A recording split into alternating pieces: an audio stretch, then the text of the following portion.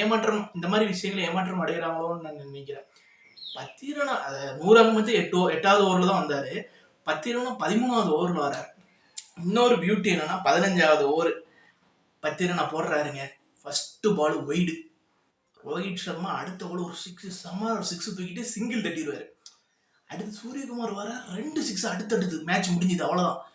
கிட்டத்தட்ட ஒரு 1 கிட்டத்தட்ட ஆமா 10 பால் போட்டிருப்பாருன்னு நினைக்கிறேன். 34 ரன்னு சம்திங். அந்த அளவுக்கு வெளுத்துட்டாங்க. 2 பேரும் வெளுக்கிறாங்க 10 ரன்னால.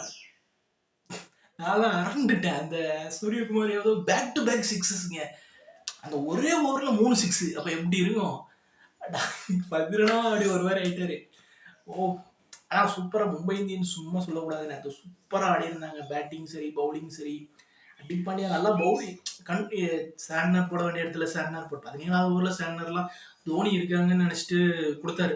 அதெல்லாம் ஒரு நல்ல முடிவு. அது ஒரு எக்கானமிக்காக தான் போட்டார். 2 பேர் போட்டார், நல்லா போட்டார்.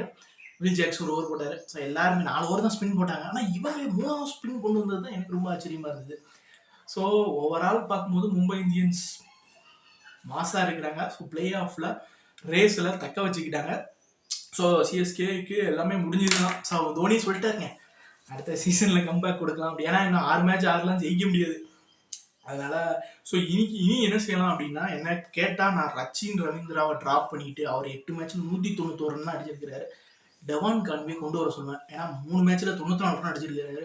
ஸோ டெவான் கான்வே 2023 நம்ம கப் அடிக்கிறதுக்கு முக்கியமான ரீசனாக இருந்தார். தயவு செய்து டெவான் கான்வே கொண்டு வாங்க.